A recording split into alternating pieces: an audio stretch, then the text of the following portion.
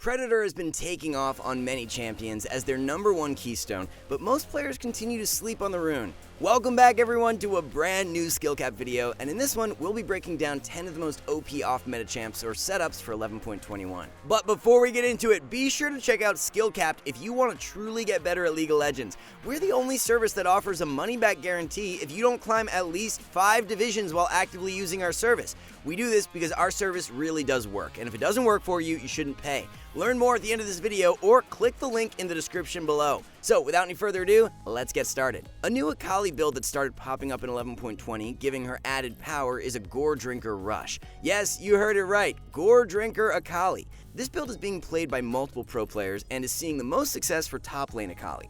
Even after the Gore Drinker changes in 11.21, the item is outperforming the more popular Riftmaker by a long shot. So you might be wondering, well, how can a champion who deals magic damage run Gore Drinker? If you dive into the scaling on Akali's abilities, her Q, E, and ultimate have AD ratios. Even though they all deal magic, they scale with AD, which makes Gore Drinker a viable purchase. Q is 65% AD scaling, E is 25% for the first hit, and 60% for the recast, while ultimate is 50% bonus AD. The setup is really about enhancing your consistent skirmish power. You're not going to have the same kind of one-shot potential as when you build full AP, but you're going to be much more useful in extended fights. Now, even though you rush a Gore Drinker, that doesn't mean the complete build consists of AD items. It's a hybrid setup, as Demonic Embrace slots in second with Xayah's as your third purchase. With Demonic Embrace, this adds even more power to your strength against other bruisers as you gain % health damage from the Demonic passive. Conqueror nerfs this patch have given Fleet room to take over as Akali top lane's best keystone. With Ravenous Hunter nerfs, Domination secondary is suboptimal now, so running Resolve is the way to go. It's no secret how busted Camille is with her Ignite teleport strategy. However, there are even more champions that can abuse this setup that players are sleeping on. Tahm Kench is one of those top laners excelling with the Summoner spell combination. With old Tahm, running without flash would be super risky. However, due to the gap close on W, you can get away with it now. If you're laning against an enemy top who relies heavily on healing, like Aatrox, Fiora, or Aurelia, Ignite is an extremely hard counter. Your 1v1 against those picks is already very good, but by running Ignite, it gives them absolutely zero chance at beating you. If you're playing against an enemy jungler who has strong early gank power, like Xayah or Jarvan, then opting for Flash is still a good choice. Ignite and Flash are just as valuable, so it comes down to the situation as to which you choose for each game. Overall, just be aware that Ignite is highly undervalued and a great pickup for Tahm. The core build for Tahm is Frostfire Rush into Anathema's Chain second and Thornmail or Spirit Visage third. Run Grasp as the keystone with Shield Bash, Second Wind, and Unflinching. The best secondaries are Triumph and Alacrity. A new Lillia build being played by pros in 11.21 consists of a Luden's Tempest Rush. Liandry's has been the default mythic on Lillia for such a long time, but Luden's is gaining traction and winning more than Liandry's. The Luden's passive ties into Lillia's theme quite well, as she loves being able to kite around with loads of move speed.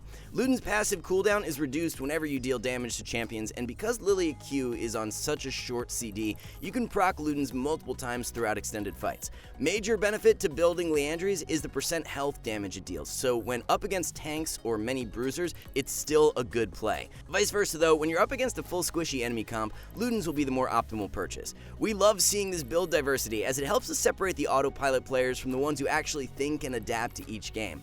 The complete core build is Luden's Rush into Demonic Embrace second and Xayah's third. For runes, grab Dark Harvest, followed by Cheap Shot, Eyeball Collector, and Ravenous Hunter. Secondaries are Celerity and Water Walking for even more kiting power. A jungler we haven't seen in meta for quite some time that quietly rises in popularity for 11.21 is Warwick. So many junglers were hit from the Gore and Conqueror changes this patch, while Warwick is left untouched. Jarvan, Xayah, Lee Sin, and Kayn all becoming indirectly weaker opens things up for a jungler like Warwick to thrive.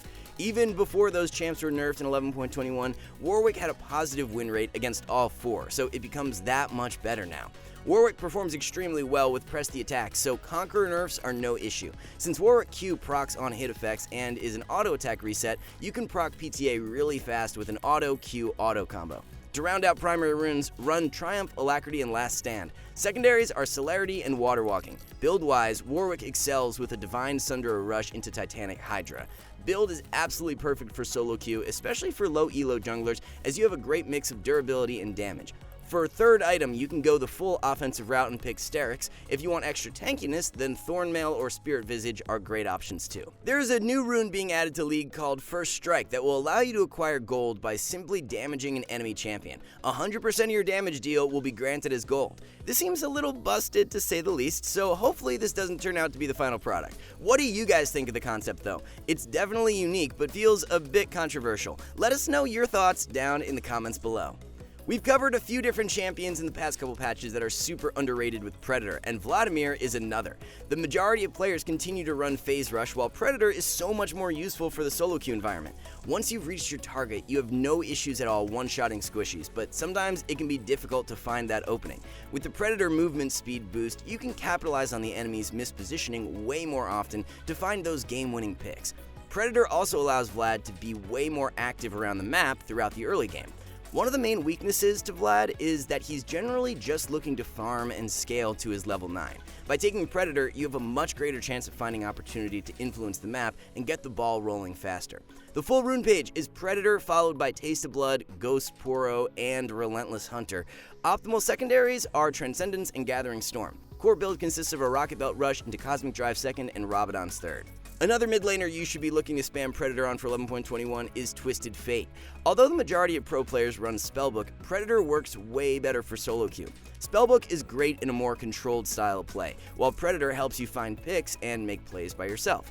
Predator is also way more noob friendly, which suits the average player way better. With Predator popped and gold card active, there is no counterplay for the enemy unless they have Cleanse or QSS. Couple this with the fact that you have extra range on W due to Rapid Fire Cannon along with the Chain CC potential from Everfrost, and your catch potential is some of the best for any champ. The ingenious Hunter buffs in 11.21 make this setup more lethal. Predator and Everfrost actives will be on much shorter cooldowns, enhancing your effectiveness even further. The full rune page is Predator followed by Taste of Blood, Eyeball Collector, and Ingenious Hunter. For secondaries, grab Minion Dematerializer and Time Warp Tonic. The core build is Everfrost, Rush into Rapid Fire Cannon 2nd and Xayah's 3rd. As a result of the Conqueror and Ravenous Hunter nerfs this patch, we are seeing Yasuo performing so much better with a new rune page. Fleet Footwork with Resolve Secondary is trumping every other setup. 50% of Yasuo players, however, continue to run Conqueror along with Domination Secondary. When you're in more difficult matchups where surviving the early stages is vital, then running Fleet is a no-brainer now. Conk remains a good pickup in easier matchups, but shouldn't be prioritized nearly as much as before. The healing from Fleet combined with running Second Wind and Revitalize gives you lots of added sustain. Triumph, Alacrity, and Coup de Grace are the other primary runes. Doran's Shield is even performing better than Blade at the moment and can be run as your starting item for more early durability. As we know with Yasuo, once he hits 2 items, it doesn't matter if he's 0-10, as that item spike makes him useful no matter what. By running Fleet with Resolve, it allows you to get to that spike faster without having to go the 0-10 route. The core build is Immortal Shield Bow into Affinity Edge 2nd and Mortal Reminder 3rd. Although Senna in the carry role is played less frequently these days, a new rune page is giving her a power jolt. Instead of the standard Glacial Augment, pros are running Fleet Footwork, and it's even winning way more than Glacial stat-wise. Fleet users are winning 52% of the time, compared to Glacial at 47%. Fleet Footwork saw buffs a few patches back, and players are finally catching on to its strength for certain ranged picks. The healing was increased for ranged champs, which has made it a viable option. Since Senna Q procs on hit effects, you're able to kite really well with Fleet. You receive 20% movement speed on Fleet proc, so it helps you immensely as an immobile carry. Glacial also helps with kiting due to the slow, but it doesn't offer anything else. Fleet is more valuable as you gain move speed combined with the healing. Complete rune page is Fleet Footwork with Presence of Mind, Alacrity, and Cut Down. Best secondaries are Magical Footwear and Approach Velocity. As for the build, rush a Kraken Slayer into Rage Blade 2nd and Rapid Fire Cannon 3rd. Xayah is finally in a playable state after her 11.21 buffs, and a new rune page going around is giving her even more strength. Lethal Tempo is by far the most popular, however, Hail of Blades is what players are winning the most with. It honestly makes a ton of sense because Xayah wants to get as many feathers out as possible in a short period of time to maximize damage from E. Lethal Tempo only kicks in 1.5 seconds after you deal damage, whereas HOB offers the 3 quick autos right off the bat. Your all-in potential is crazy strong with Hail of Blades compared to Tempo, which allows you to capitalize on your support's engage plays way better. If paired with Rakan and you run HOB, your level 2 all-in is insanely potent. It's not just the rune page that players are sleeping on though, as Exhaust is outperforming Heal. With Exhaust, your dueling power rises way higher, and self-peel against dive champions or assassins is great. Halo Blades and Exhaust synergize so well with each other too. You exhaust the enemy to limit their DPS while you deal a ton of burst from Halo Blades. Full rune page is HOB followed by Taste of Blood, Eyeball Collector, and Ingenious Hunter. Ingenious is great on Xayah after the 11.21 buff since it reduces the cooldown of Gale Force active even more.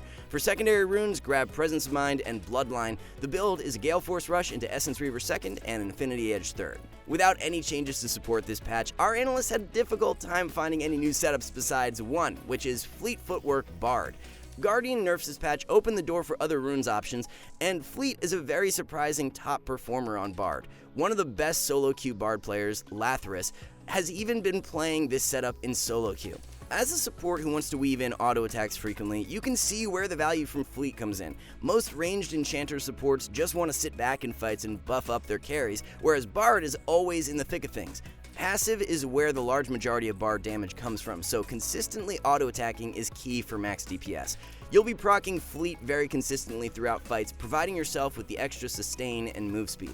The full rune page is Fleet with Triumph, Tenacity, and Coup de Grace. Secondaries are Conditioning and Unflinching. For the build, a Locket Rush into Anathema's Chain 2nd and Frozen Heart 3rd works really well. Alright guys, before we wrap this up, let's tell you a little more about SkillCapped. So, we offer a 5-division rank up guarantee, and think that's a pretty crazy thing to offer. It's like a gym membership guaranteeing you'll get ripped. Your local gym would go bust if they offered that, right? Not us. We've offered this for years because our service really does work. It works so well, in fact, that we're able to produce by far the largest catalog of premium league guides on the internet. We add over 20 videos a week, with over 1,600 guides curated into over 100 courses no one can compare. We've also sent challenger players into ELO Hell 714 times and counting, where they commentate how to carry live. They also respond to all questions asked. Sign up today for as little as $4.99 a month if you are serious about improving. So that wraps up everything for our OP off-meta champs and builds of 11.21. Now that you're ahead of everyone else on the new emerging trends, good luck in solo queue, and we'll catch you back soon.